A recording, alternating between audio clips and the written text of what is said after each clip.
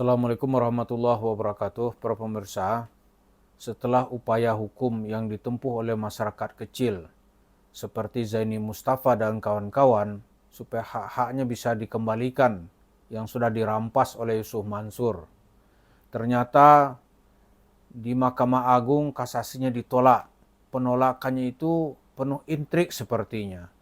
Yang pertama yang dipersoalkan adalah administrasi alasan administrasi hukum. Ini katanya Zaini tidak berhak menggugat ini di pengadilan negeri. Padahal kasusnya jelas-jelas adalah kasus antara warga sipil di mana Zaini Mustafa ikut berinvestasi. Ini yang terlihat. Untuk lebih jelasnya mari kita dengarkan interview kita dengan Zaini Mustafa, karena Yusuf Mansur sudah berjingkrak-jingkrak berselebrasi padahal keputusan resmi belum diberikan kepada penggugat walaupun masanya sudah lebih dari 1 bulan.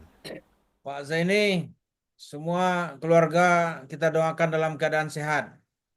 Amin, amin. Saya juga doakan keluarganya Ustadz sehat-sehat dan Ustadz sehat-sehat. Ya, kembali kepada cerita Yusuf Mansur, ini kemana nih Pak Zaini? Kan di MA itu kan hanya bersifat NO gitu. Tapi Yusuf Mansur sudah mengadakan selebrasi seolah-olah seperti pasukan yang pulang perang dalam keadaan menang. Tolong cerita lagi Pak Zaini. Ya, jadi itulah ketidaktahuan orang ya ketika itu di NO seolah-olah menang begitu. Padahal NO itu tidak menyatakan bahwa gugatan saya ditolak atau gugatan saya tidak dapat membuktikan atau sebaliknya bahwa Yusuf Mansur dinyatakan tidak terbukti, itu tidak. NO yang sifatnya yang saat ini sedang perkara saya dan Yusuf Mansur dan kawan-kawan ini hanya sifatnya berkaitan dengan hukum acara, bahwa pengadilan tinggi dan hakim kasasi di Mahkamah Agung itu meyakini pertimbangan hukumnya bahwa yang berwenang memeriksa perkara saya ini bukan pengadilan negeri tetapi pengadilan agama, begitu Ustaz. Hmm. Ah, Berkaitan dengan itu, maka saya juga tidak dinyatakan kalah, kemudian Yusuf Mansur juga tidak dinyatakan terbukti melakukan begitu. Oleh karena itu, karena saya masih berkeyakinan bahwa perkara yang saya ajukan berkaitan dengan wan prestasi yang dilakukan, yang saya gugat dilakukan oleh Yusuf Mansur dan kawan-kawan ini adalah yang berwenang itu mengadili adalah pengadilan negeri gitu, Ustadz. Hmm. Jadi sebenarnya masih jauh perkara ini, prosesnya masih jauh begitu, Ustadz. Iya, iya. Nah, terus Pak Zaini mengenai hasil keputusan MA itu, Bapak sudah dikirimin belum hasil apanya? Ah, Keputusan yang resmi. itu yang mungkin masyarakat atau publik perlu tahu, Ustadz, bahwa sampai dengan saat ini itu saya belum menerima namanya relas pemberitahuan perkara kasasi Mahkamah Agung, itu saya belum menerima. Justru saya tahunya itu ada putusan adalah dari awak media, terus kemudian teman-teman media itu mengirimi konferensi persnya Yusuf Mansur, itu baru saya tahu.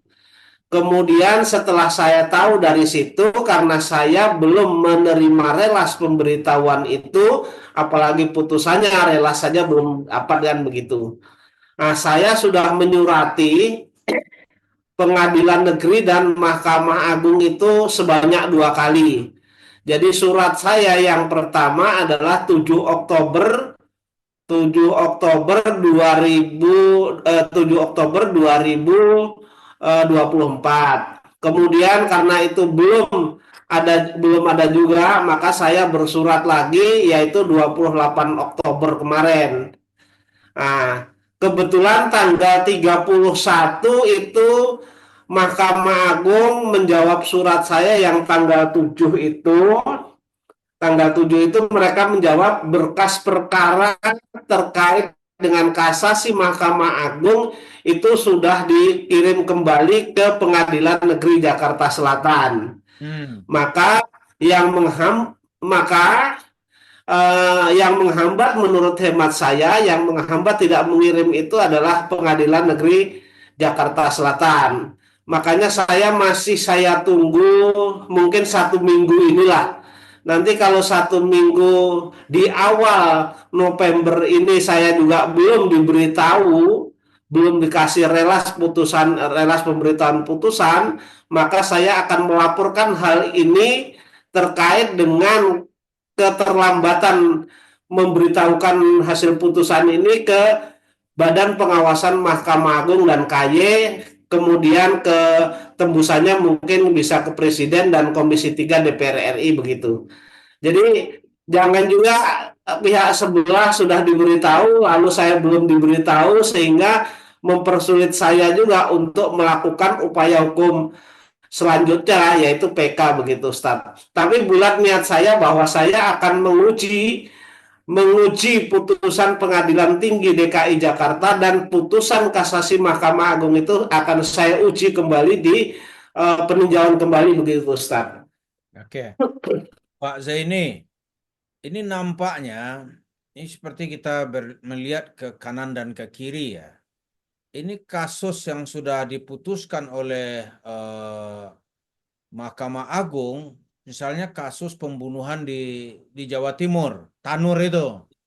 Ya, Itu hakim-hakimnya ternyata di apa masuk angin gitu. Dia menerima dana dari terdakwa atau kuasa hukum terdakwa yang jumlahnya sangat fantastis. Lalu berkembang, itu ada pemeriksaan kepada mantan pejabat MA, ternyata di rumahnya itu ditemukan uang lebih dari 900 miliar rupiah gitu. Nah, dari berkaca kepada keadaan ini, Pak Zaini melihat carut marut peradilan kita seperti apa gitu. satu, kalau saya melihat carut marutnya pengadilan sejak saya jadi pengacara di tahun 2001 sampai dengan sekarang, kemudian saya mengamati juga pendapat para ahli-ahli misalnya Profesor Mahfud dan seterusnya ya begitu. Memang penegakan hukum di negara Republik Indonesia ini masih berat sebelah. Artinya siapa yang punya uang itulah yang bakal menang begitu. Hmm. Ya. Kemudian masuk di perkara saya, itu kan saya pernah dihubungi melalui WA 2 kali dalam putusan Yusuf Mansur ini, juga mungkin dalam interviewnya Ustadz kepada saya juga mungkin sudah saya sampaikan, tapi ini perlu saya pertegaskan kembali karena adanya kejadian bahwa ex pejabat Mahkamah Agung jadi maklar kasus itu Ustadz. Iya, iya. Jadi saya pernah dihubungi yang sampai dengan saat ini WA-nya sudah saya simpan ya kan.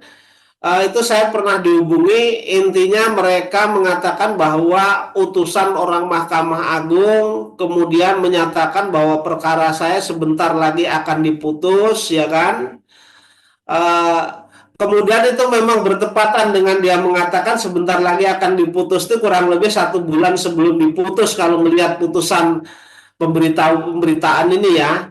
Hmm. Mereka mengatakan utusan Mahkamah Agung, kemudian ada pesan apa terhadap saya. Ini saya semakin yakin bahwa dalam perkara saya ini tentu menurut hemat saya tidak bersih begitu. Jadi Yusuf Mansur, Pak Zeni, ada nggak kecurigaan bahwa Yusuf Mansur atau pengacaranya telah menggunakan situasi carut marut ini untuk kepentingan dan keuntungan dirinya? Saya menduga berkaitan dengan putusan yang dipaksakan oleh Pengadilan Tinggi, ya, kemudian saya kasasi dan itu menurut berita yang saya dapat ya, itu kan kemudian hakim kasasi itu kan menolak kasasi saya. Hmm. Nah, artinya itu masih menguatkan putusan Pengadilan Tinggi kan begitu.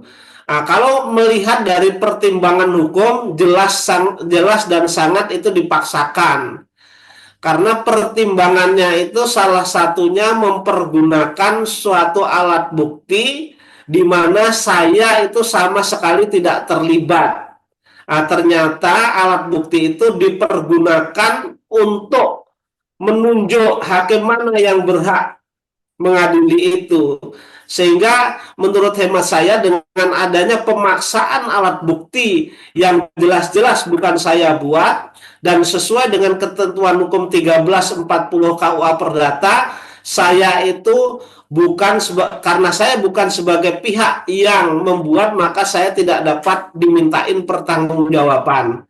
Kemudian di 1338 suatu perjanjian adalah undang-undang bagi pembuatnya. Sementara kan saya bukan sebagai pembuatnya. Makanya saya tidak berlaku perjanjian itu sebagai undang-undang.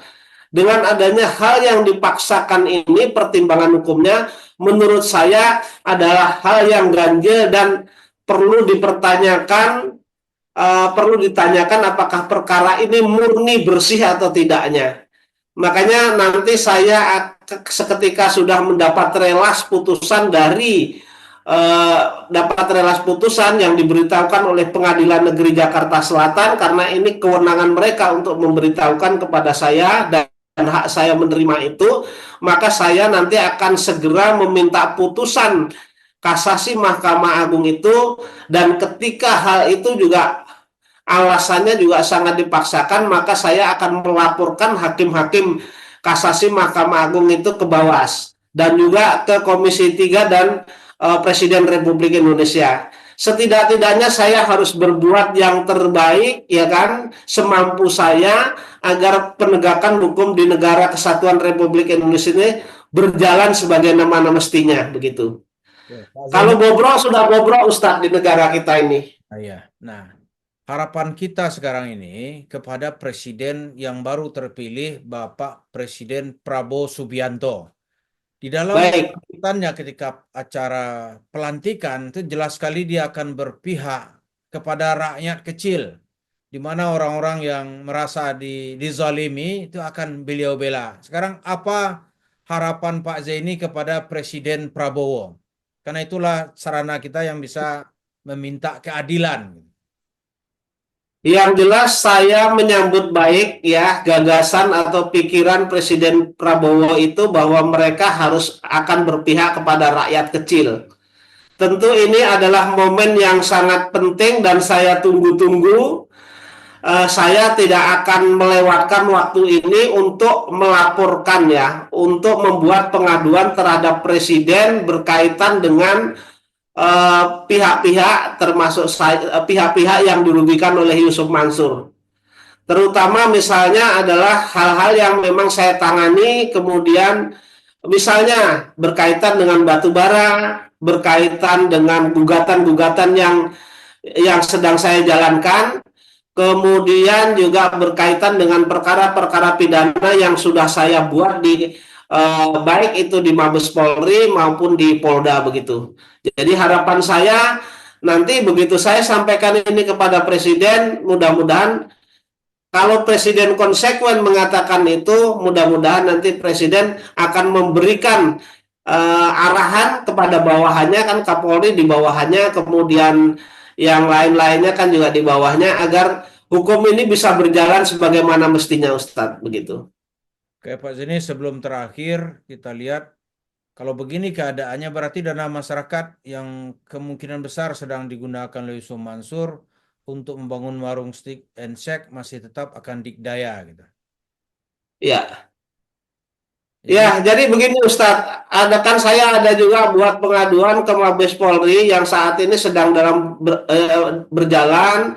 Beberapa hari yang lalu sudah saya serahkan beberapa alat bukti yang dibutuhkan oleh kepolisian, fotokopinya. Itu kan berkaitan dengan penghimpunan dana dalam JBN ini yang digalang oleh Yusuf Mansur dan kawan-kawan. Itu kan saya adukan bahwa hal tersebut adalah melanggar Undang-Undang BI dan OJK berkaitan dengan penghimpunan dana masyarakat. Apakah perusahaan PT Adi Partner Perkasa, kemudian BMT Darussalam itu suatu lembaga yang memiliki izin untuk melakukan penggalangan dana dari masyarakat atau tidak? Kalau itu tidak ada izinnya, berarti mereka melanggar Undang-Undang BI dan OJK. Kemudian yang kedua adalah pasal penipuan penggelapan, pasal penipuan penggelapan itu KUH pidana ya. berkaitan dengan Yusuf Mansur menggalang dana dari masyarakat untuk bisnis batubara ini, apakah benar ada bisnisnya atau tidak, kan begitu. Ya, ya. Nah, itu biar kemudian berkaitan dengan itu, kalau memang tidak ada bisnisnya dan mereka hanya menggalang dana saja, berarti kan penipuan, penggelapannya masuk, kemudian menghimpun dana dari masyarakat masuk, uangnya dilarikan kemana? Kalau itu nanti uangnya ditelusuri dilarikan ke warung stick and shake atau usaha Yusuf Mansur yang lainnya atau afiliasi-afiliasi kerjasama yang lainnya, baik itu yang bersifat kekeluargaan maupun pertemanan Yusuf Mansur ini, maka bisa dijerat dengan undang-undang tidak pidana pencucian uang begitu, TPPU begitu, Ustaz. Oke, Mudah-mudahan ini akan saya kejar terus ini, Ustaz, begitu. ya mudah-mudahan Bapak tetap tegar Ya, memperjuangkan hak-haknya sehingga Zumansur tidak semena-mena menindas umat Islam. Terima kasih Pak Zaini. betul. Satu yang ingin saya sampaikan bahwa perkara putusan kasasi ini tetap akan saya ajukan upaya PK. Kalau yang terjelek nanti misalnya di PK tetap masih Majelis Hakim PK peninjauan kembali itu masih mereka berpendapat pertimbangan hukumnya bahwa perkara yang terjadi antara saya dan Yusuf Mansur ini kewenangan pengadilan agama, maka saya akan mengulangi dari awal menggugat melalui pengadilan agama begitu, Ustadz. Jadi tidak ada berhentinya sebelum hak-hak saya dan teman-teman ini nanti dikembalikan oleh Yusuf Mansur dan kawan-kawan begitu. Terima kasih Pak Zaini. Ya, Ya, Assalamualaikum warahmatullahi wabarakatuh. Waalaikumsalam warahmatullahi wabarakatuh. Nah, setelah kita dengarkan penjelasan Zaini Mustafa, kemudian kasus-kasus yang sedang menimpa peradilan kita, yang terakhir itu adalah kasus pembunuhan Tanur di Surabaya, di mana 3 hakim sudah dibuktikan dengan operasi OTT itu terlibat dalam tindakan mempermainkan perkara. Padahal perkaranya itu perkara pidana, di mana seseorang itu dihukum 12 tahun penjara tapi bisa bebas karena duit. Kita hanya bisa berharap kepada Presiden Prabowo. Pak Prabowo, tolonglah kami Pak. Kami ini adalah pendukung-pendukung Bapak yang akan menegakkan keadilan. Tolonglah di lembaga peradilan ini disapu bersih tikus-tikus yang menggerogoti nilai-nilai keadilan. Terima kasih. Assalamualaikum warahmatullahi wabarakatuh.